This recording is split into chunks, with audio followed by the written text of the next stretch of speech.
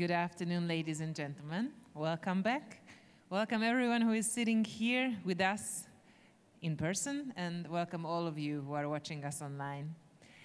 The new space age. Wow, and the presenter who is going to speak about that.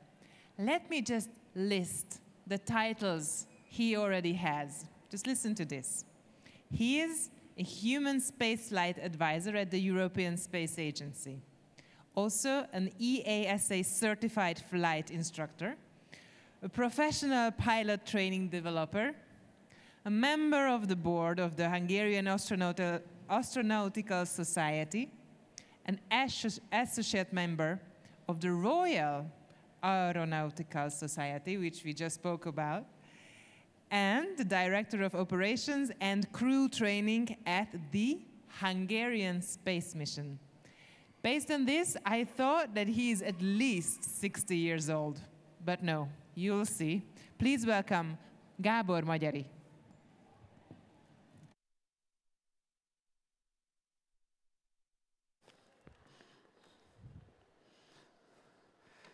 Thank you, ladies and gentlemen. Welcome to the space age.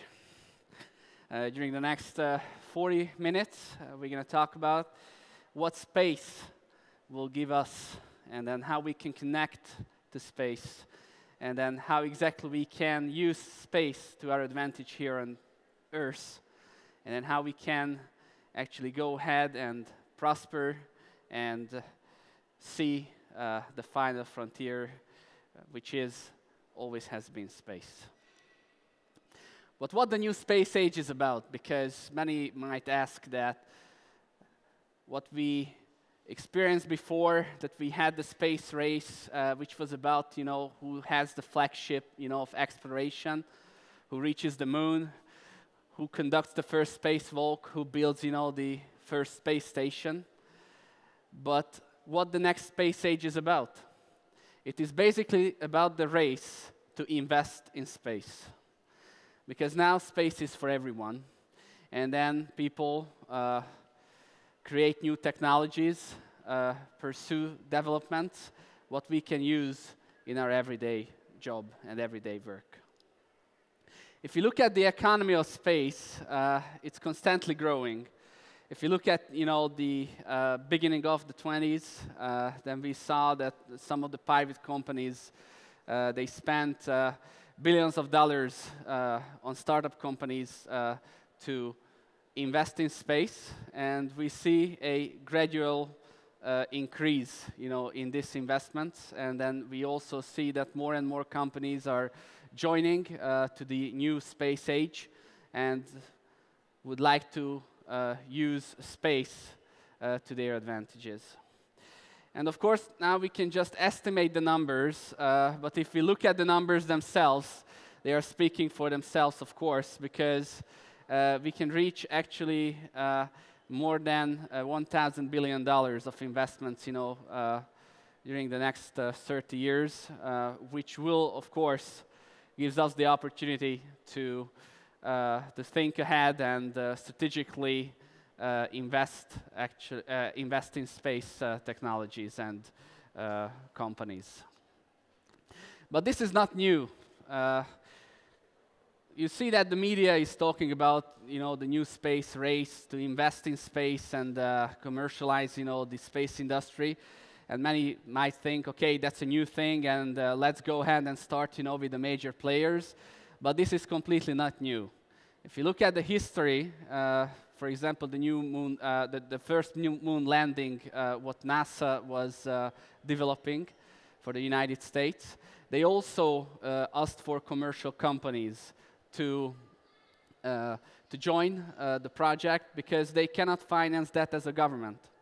So basically what happened is that space already been commercialized during the Cold War era, what we also define as the first space age. But then, when more technologies developed and more space basically were available for private companies, then it just kind of boomed, and went to orbit. So now we are looking at actually more than $15 billion to be spent on space technologies by commercial partners. So space has long been a final frontier for exploration and opportunity. So how far we came? I already talked about the past, but let's see what does that exactly means.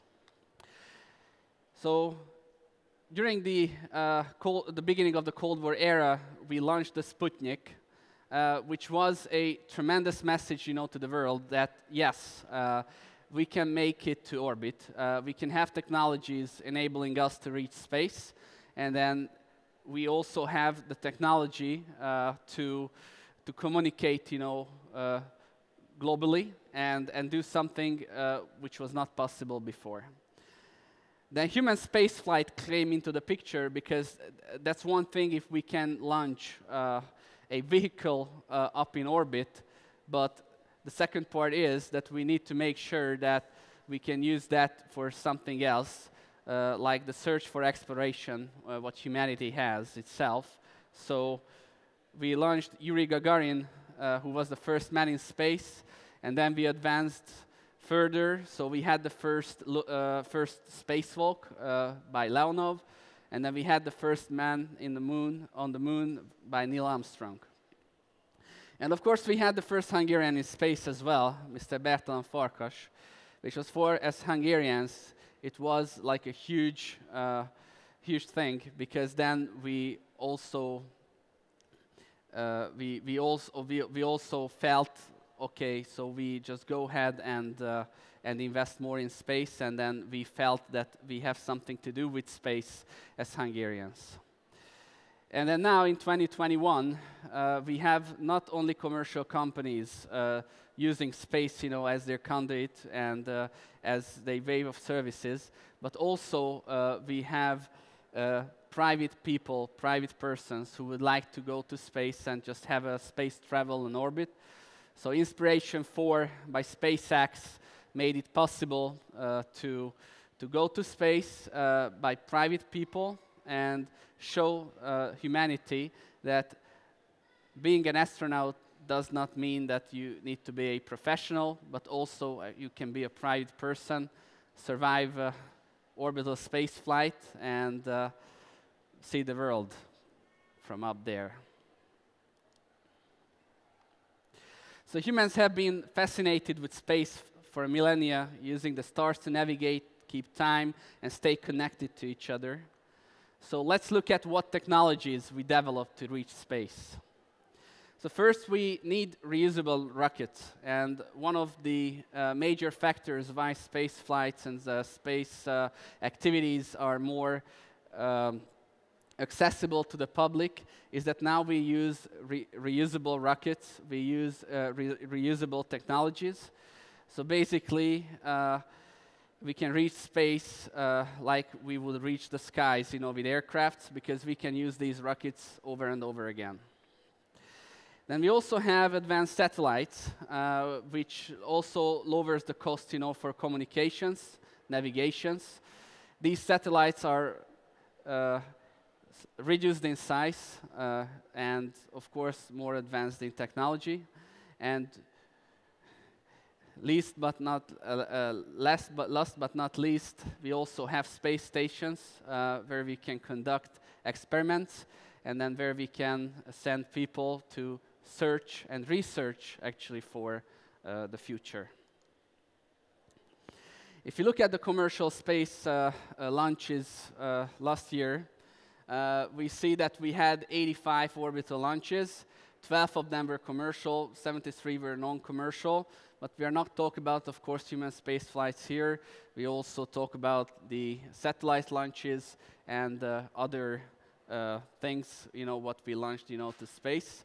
But the 12 commercial launches reached the public media, the most, because 2 of them at least were about human space flight to reach the edge of the space by commercial partners.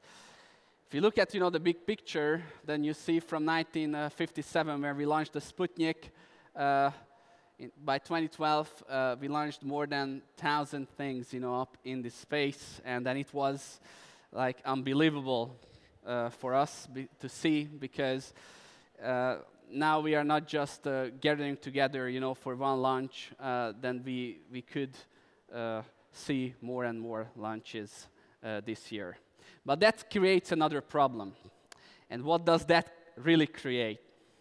So, because we have more launching activities than ever, then we have more space debris. And then this is why reusable rockets are very important, because those debris, what we create, they are not going to stay up there and cause safety risks, for other operational elements, such as the International Space Station. So in order to work around that, then ESA also launched, some programs to track, these objects and try to eliminate, these kind of objects, with some technologies, because we need to be aware of that whatever we launch up there, it will be up there.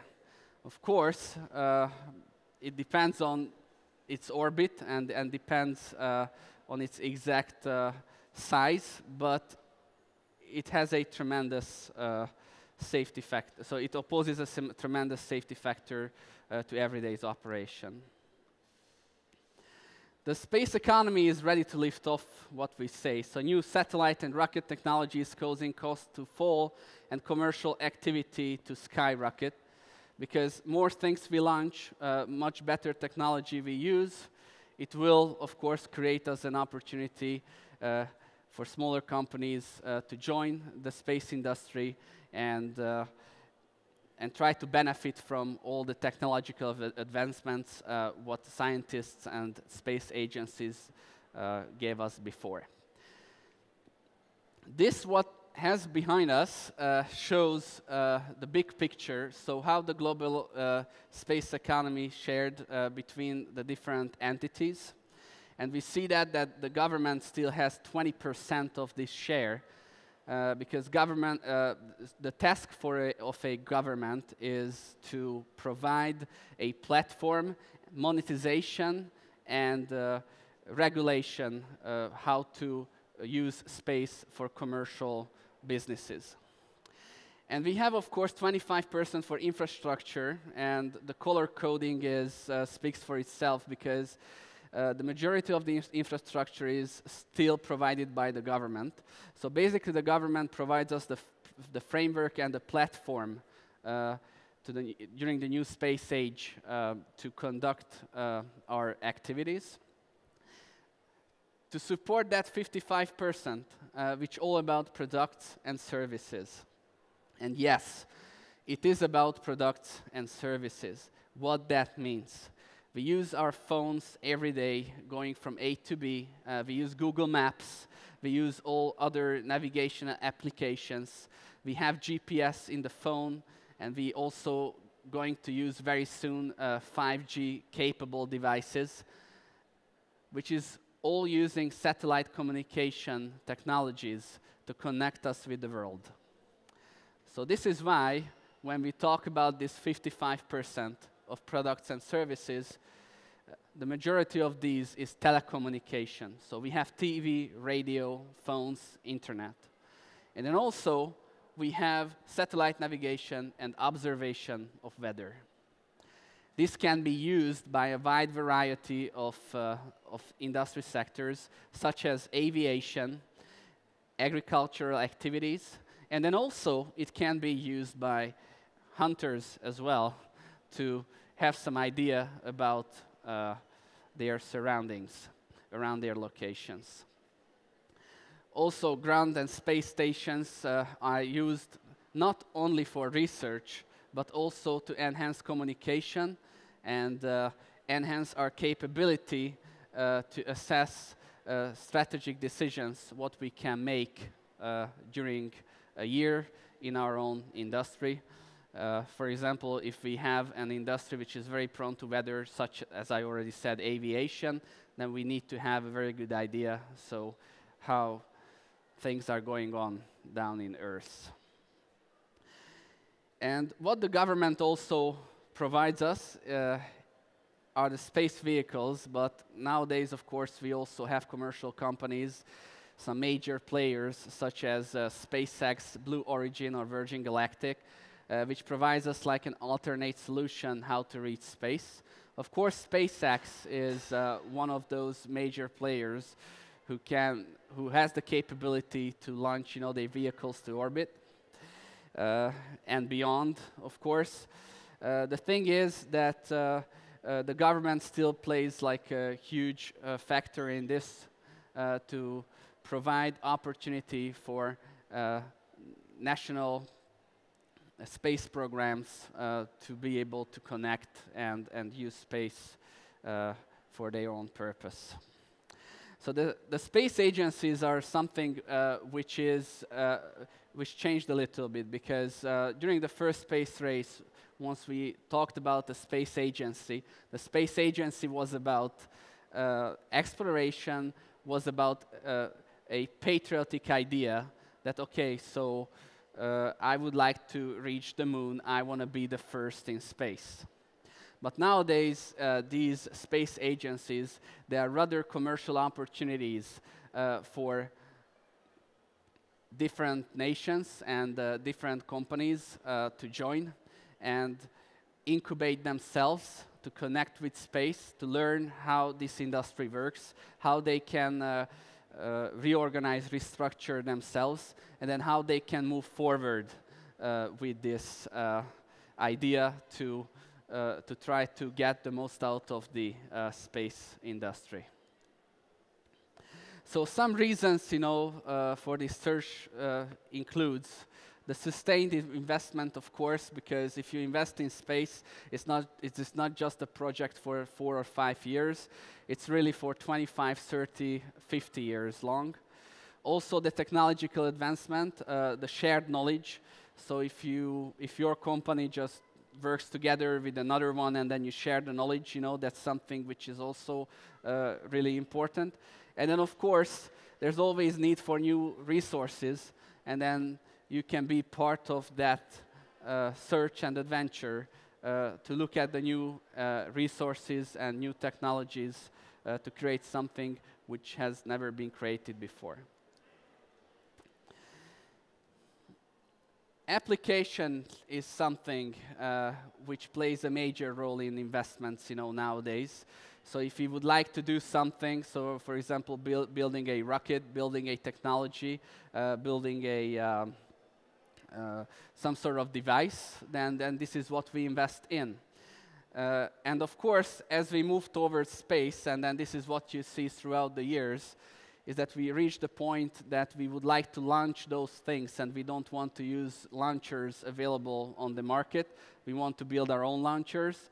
Then we need to invest, in infrastructure, of course, and some way and somewhat distribution as well.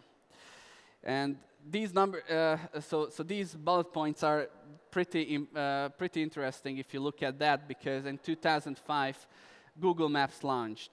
In 2008, we had iPhone with GPS equipped. And in 2009, we have SpaceX first successful commercial launch.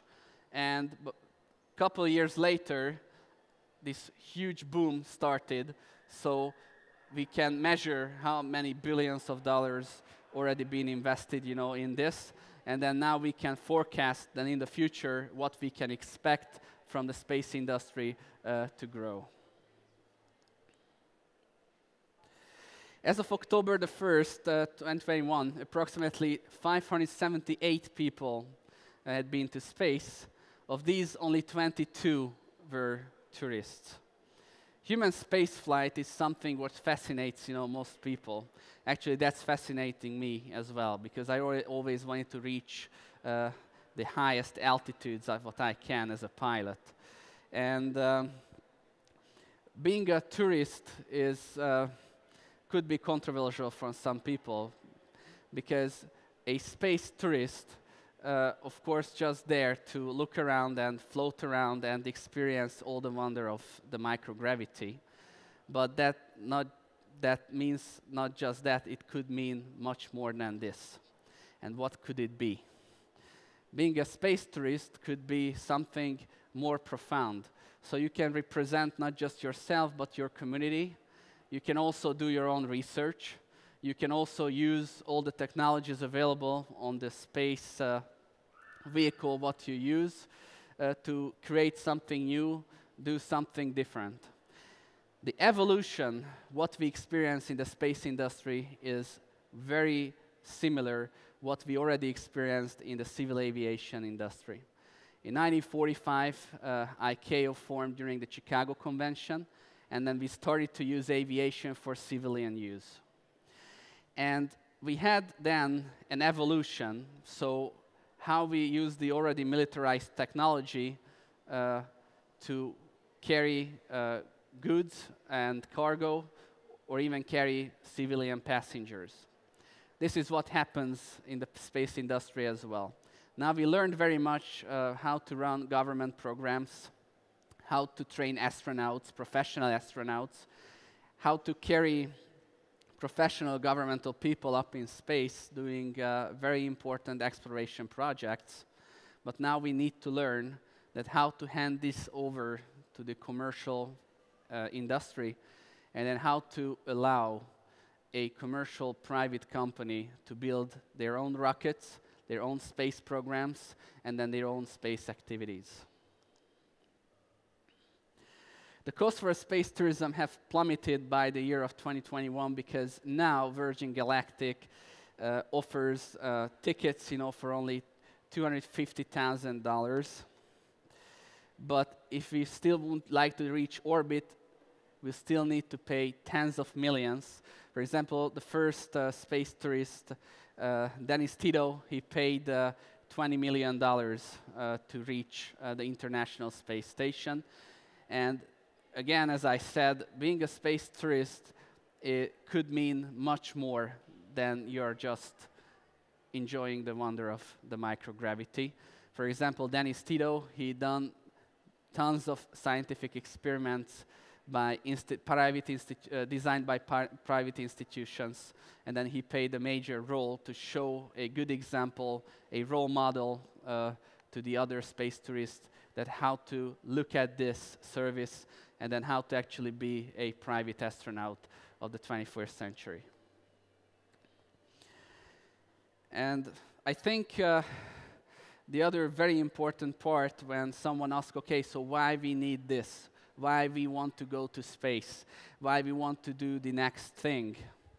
And yes, we can quote here JFK, who said, okay, so why climb the highest mountain? Why fly the Atlantic? But I think the answer is much more direct and simple.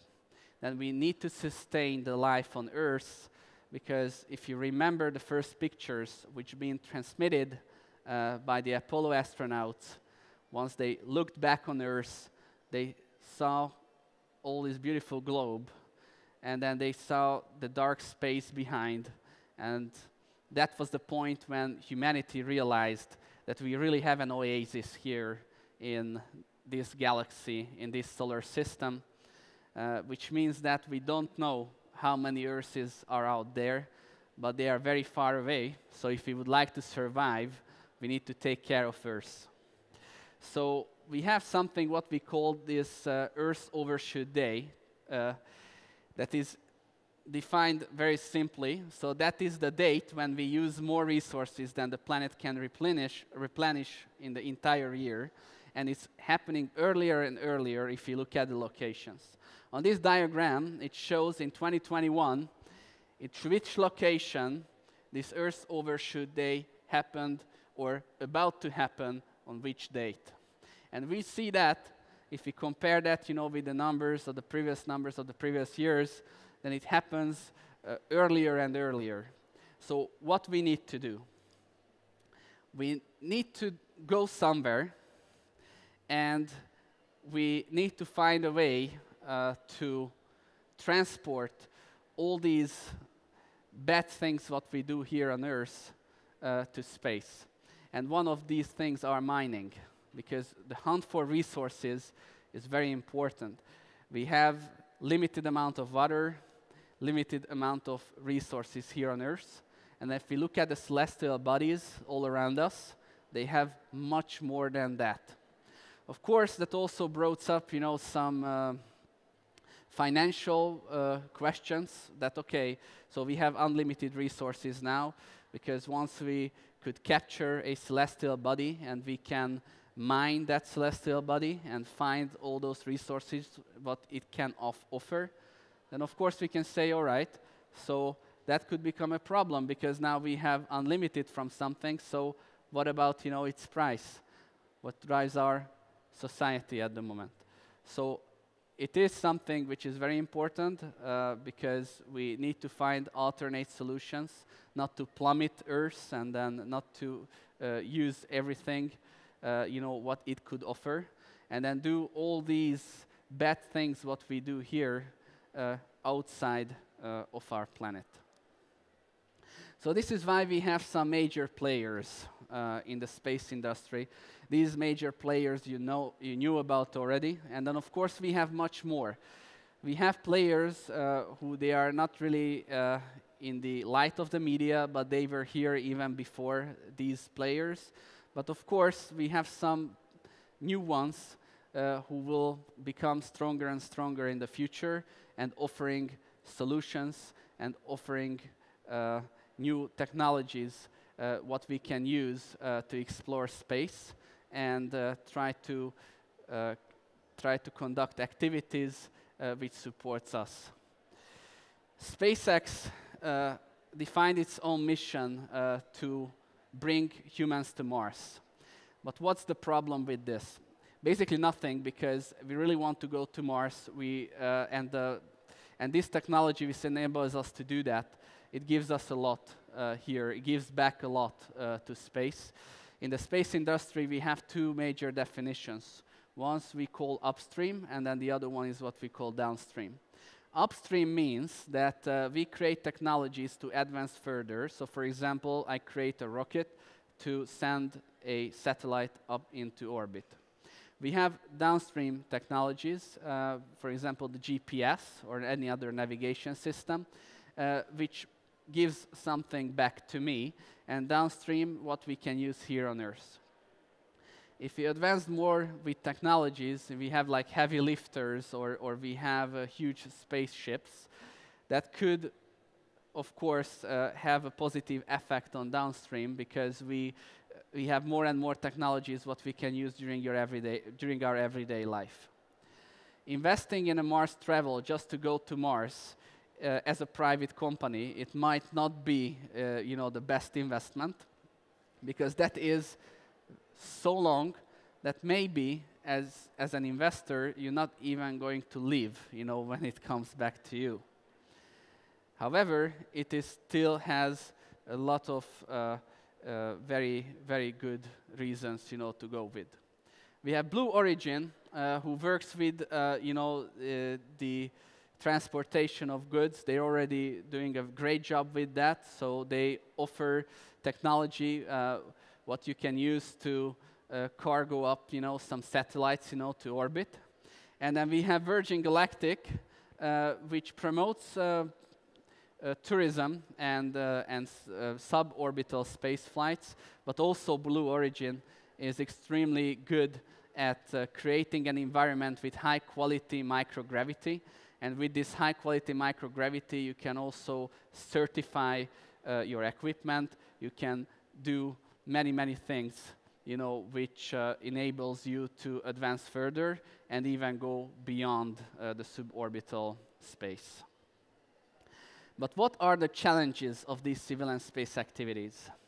So this is what I hinted a little bit, is that we still have a huge challenge ahead of us, because this evolution which took place in civil aviation, this is what we experience at the moment. So we need to have some basic regulation, some standards and recommended practices laid down by multilateral agreements to make sure that we have a good framework and good basis to create national regulations. The second thing is that now we have human space flights, private or commercial. So we need to have a framework for this. So personal licensing is very, very important. So what kind of framework we create for those companies who would like to certify an astronaut to do some professional job in orbit. And then, of course, as I said before, we have at the moment many launches. So we have a huge number of space debris orbiting Earth, which creates a huge safety risk against our operational vehicles. So space traffic management and operations is also something what we need to look at and need to regulate and need to supervise. And on the top of this, which is a little bit different from civil aviation, because in civil aviation we really use aviation as a means of transportation. In the space industry, we deal with a huge chunk of data. And this data should be taken care of, should be regulated, should be standardized. We should make sure that what data we create, it really belongs to the people who created that, and it cannot be misused, or it can be used actually by those who are entitled to use it. So data protection is also a key factor or a key challenge in the space industry. And again, now we are standing at the point where we need to sit down and have these talks and then design and create like a unified framework. What is already being created in some parts of the world, for example, the FAA already addressed this. So the FAA already has its own space department, and then they already actually started to work around these problems to certify operations, to try to look at the medical certification of personnel, and look at even the training aspect of this, because the future will be that. So we're going to have many companies, many entities offering space flights and space flight activities, even suborbital or orbital space flights. And we will have companies capable to do training and operational supervision, for these activities. And we need to have the correct regulatory bodies to supervise these in order to make sure that they do everything as they expected, and that they are not opposing a threat to third parties. So these are the challenges now of the civilian space activities. And we have many entities, governmental bodies on board with this. And we have some who we already know. For example, the European Aviation Safety Agency, the European Space Agency itself. We have the CESAR project, we have Eurocontrol. So we have many, many players who they have tremendous amount of experience, how to deal with a huge amount of traffic, how to deal with complex operational environments, and then how to basically supervise these and create a regulatory background to control, so who can do what with this. So basically this was my presentation on the space age. What I would say, welcome to the space age. I think we don't know at the moment that we are living in the golden age of the space era, but we will see a couple of years later, once we look back, that how we emerged and then how everything is changed. So thank you very much for having your attention.